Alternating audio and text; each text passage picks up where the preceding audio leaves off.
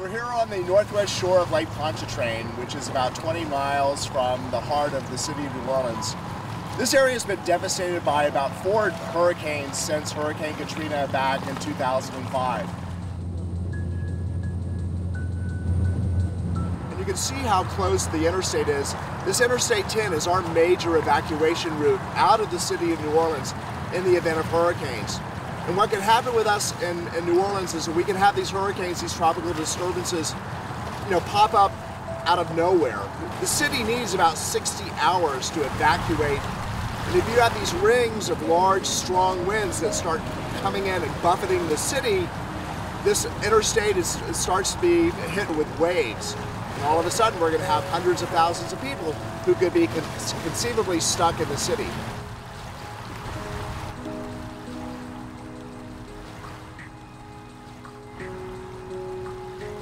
As you can see behind me, we've got some stumps that are sticking out of the water. And that used to be the original shoreline that was here. So over the last 15, 20 years, you can see where this erosion has occurred, which has killed off these cypress trees that have probably been out here for 50, 60, 100 years.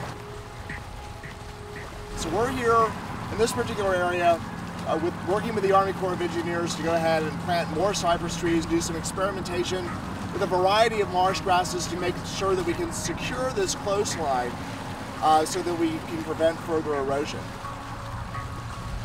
What we're doing to the north here is going ahead and creating some small islands, which we're going to infill with a lot of this sediment and begin planting marsh grasses and cypress trees that are going to act as windbreaks and also act as erosion control for this wave action at the base of this interstate.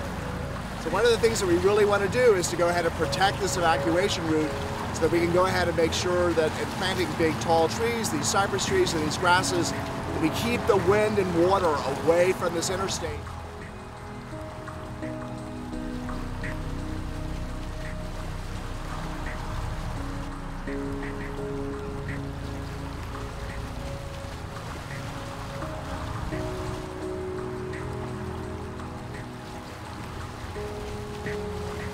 Our organization, Common Ground Relief, we were started about a week after Hurricane Katrina back in 2005.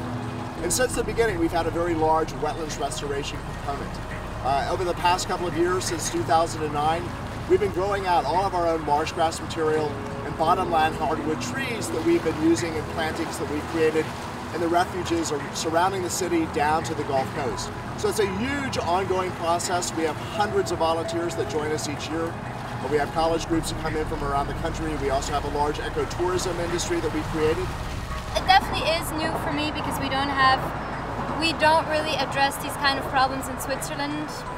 Actually, we're not that conscious about it, I'd say. Me as well.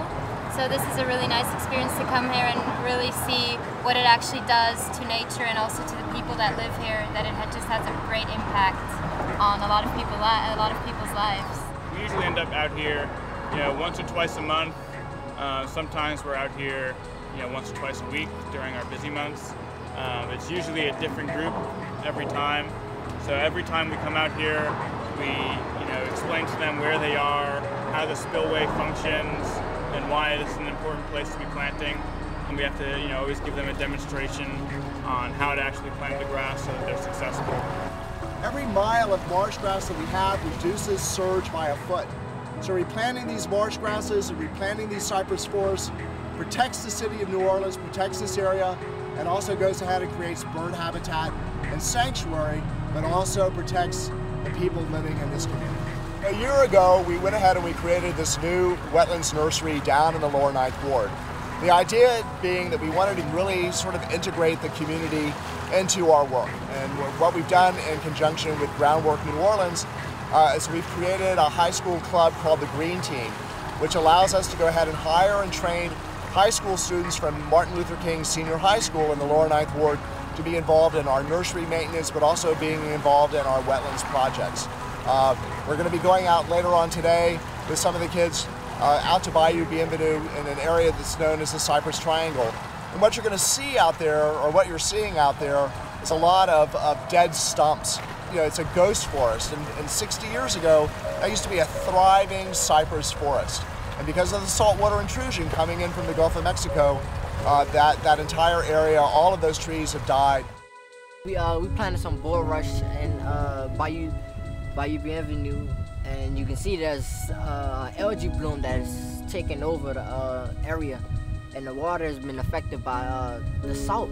So all our cypress trees have died out because this was once a freshwater swamp, but everything is dying out. So we planted some plants hoping that we can, I don't know, I guess bring back that ecosystem, because you can see there's absolutely nothing there.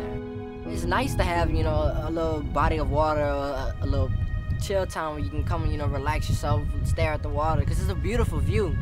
It really is, and, you know, that's what we're trying to keep it in. We're trying to keep it in our community. We want it to be a place where everybody can come and relax at. Climate change is the real thing. It's what's happening, and in Switzerland we're not that conscious about it because we can't see the direct impact of it, what can happen, and everybody thinks it's all about melting ice and just the usual problems. But here you can actually see what's really going on and how it's affecting people and nature, and that's a good thing.